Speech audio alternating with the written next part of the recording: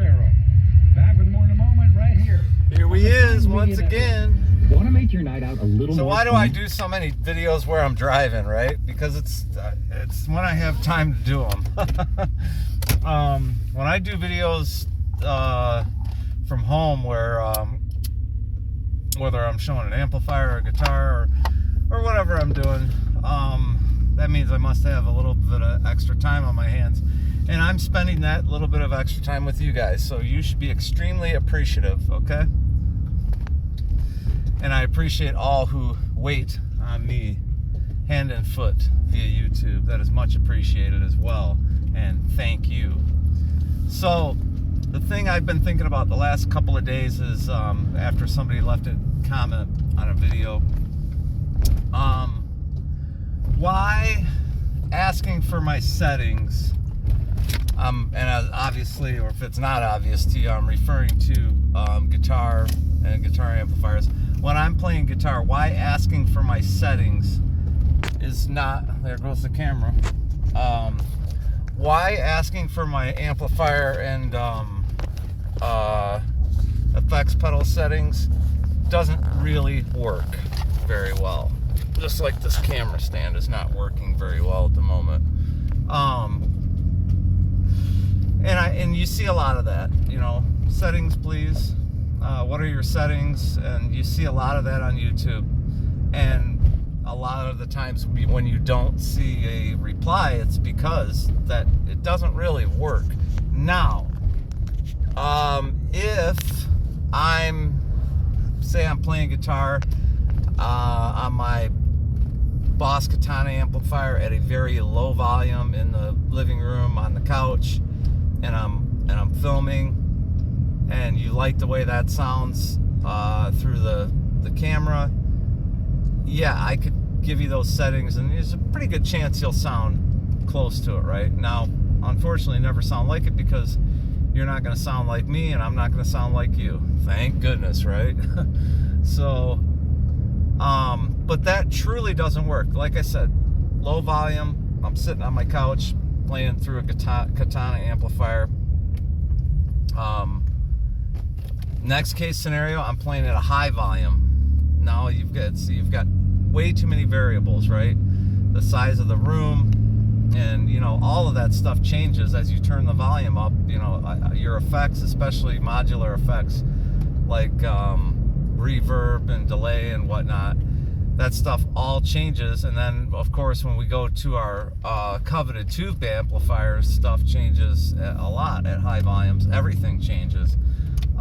Your distortion or overdrive or whatever you're using, boost, all changes at a higher volume. And in order to get the sound that you like, you got to dial it in. And that's exactly what I'm getting at, is that you have to dial it in per room. So like when I'm using my live rig, you know, what are the settings? And then you know, there's other variables too. We'll get to that in a minute. But what are my settings? Well, it depends on where I'm at. Am I in the rehearsal room at my buddy's house? He's got a nice big rehearsal room. Am I there? Well, then my settings are this. Okay. Now, are you going to sound like that? No, because you're not in the same room. You're not hearing, you know, what I'm hearing, unless, and I guess I said I was going to get to that, but I'll touch on it now. Unless I'm miking the cab, you know, but then you got to know what kind of microphones I used, where I mic'd it. Did I mic it in the back, you know, as well as the front? Did I mic it in stereo? You know, or am I playing in my buddy's rehearsal room, or am I playing at the Token Lounge? Now, when I played the Token Lounges many times, you know, I know basically where I need to be at with my settings. And generally, playing a small venue like that, you know, 200 people and less, you know, I'm definitely going to be using, I'm always going to be using my chorus. I don't use my chorus for a chorus effect. I use my chorus pedal more as a, almost like an overdub effect. And I can teach you how to kind of dial that in at a certain, maybe I can teach you how to do that with a small amplifier at a low volume you can actually dial a chorus effect in to kind of give you almost like an overdub effect. Makes the guitar and everything sound bigger. Very cool, especially with the chorus ensemble, which is what I've been using for quite some time now. And then you can, of course, run that in stereo, and it really makes it sound big. You know, Randy Rhoads, he recorded left, right, and center, and that's one of the reasons his guitar sounded so huge. And I was always kind of chasing that tone, and I got turned on to the chorus pedal, and you could really kind of do some of that with it. So if I'm playing there, I'm definitely using my chorus. It's on all the time, no matter what. But the settings they're going to be different, you know. I have an idea of where I need to be at the Token Lounge. I'm definitely going to be using some delay, very little, and possibly some reverb. Now, am I going to play Pine Knob or Little Caesars Arena? Going to be completely different, especially these days with what they do nowadays with in-ear monitors, and basically you're just running through the house sound, and they're, you know, everything's just modeled now. But back then, you know, you would definitely be in a different environment where you've got to change everything in order to get your sound, and then all that stuff has to be mic'd into the PA system. I'm talking about if you were to play a venue with 25,000, 18,000 seat venue, you'd really have to dial everything back in, and then after that, the sound man would have to dial everything in so that it sounds right through the PA. Okay, so your amplifier, your amplifier sounds the same as a house PA. Your amplifier is there for you, but you certainly don't want it sounding different than the house PA when you step out on the Ego platform or whatever they call it. You no longer hear your amplifier. Now this is all going back to, you know, my era of stuff. Like I said, these days it's done completely different with in-ear monitors and all that stuff. And it's been done that way for a long time now. But going back to what I was saying, you know, this is why asking for my settings is not going to work, or asking somebody else for their settings is not going to work. Even with the modeling stuff, with the Boss Katana amplifier, whether you're using a Line 6 Helix, which I may end up getting a Helix at some point in the near future, I don't know yet. I need to build the amp that I want to build. I really should do that first. That's why I haven't built the amp that I want to build yet, because I get looking at this and looking at that, and I can't have both. I'll get this for now. And anyway, so are you hearing my Katana through the camera mic? Are you hearing it recorded through the computer? What software am I using? What hardware am I using? This all goes back to chasing tone. And the reason people chase tone the way they did, and the way they still do, it's much easier to catch up to that tone today than it was years ago, where you would chase it, but people would chase, say, Jimmy Page's tone, and they would go out and buy everything Jimmy Page had, you know, and wonder why they didn't sound that way. And a lot of people say, well, first off, you're not Jimmy Page. Well, of course not. But you would think you'd at least be able to get close to his sound with all this gear. Well, are you looking at his live rig? Or are you looking at what he used in the recording studio? Because those are probably, especially back then, are going to be 2 and 3 completely different things. In the recording studio, you know, you don't even know what somebody used, whether it's whoever, Jimmy Page, or whether it's Jimmy Page, Zakk Wylde, Randy Rhoads, Eddie Van Halen. You have no idea what they used in the recording studio, other than what they tell you, and then what they tell you is probably misinformation, because they don't know what the board guy did, you know, and what he layered on it, on top of it, or whether or not he reamped it and then layered stuff on, which was very common practice, to run a separate clean amplifier in another room somewhere and record that, and then take that track and reamp it. That was very common practice back then. And a lot of people don't realize that. But it sounded great, right? I mean, you're still chasing the tone. You know, whether you want to believe it's a Marshall JCM 800, you know, and for some people it would crush their soul to find out it's a Fender Princeton or a Fender Reverb, you know, and it really hurts people's ego, right? So, you know, a lot of that stuff was marketing, and people hung on to the things that were selling, because of course Marshall would come to Eddie Van Halen and say, hey, or Peavey or whoever was working with Eddie Van Halen through the years on and off. They would come to Eddie and say, hey, you know, endorse this line of amplifiers, we'll break you off a piece, you know.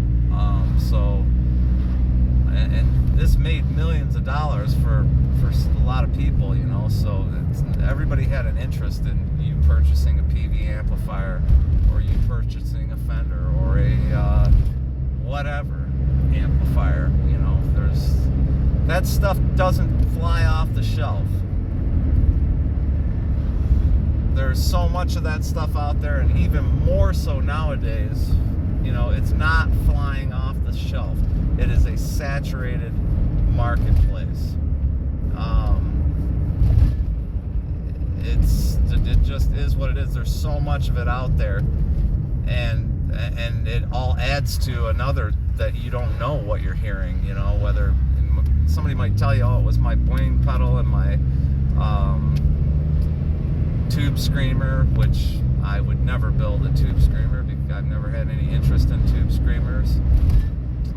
Not for me. I had one. I had one of the ones that everybody wants. They're so highly coveted when I was about 13 years old.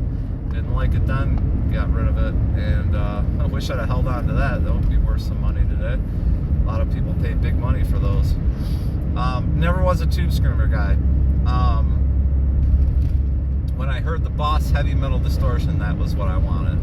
You know, that's what I wanted. And I was big time into Metallica back then.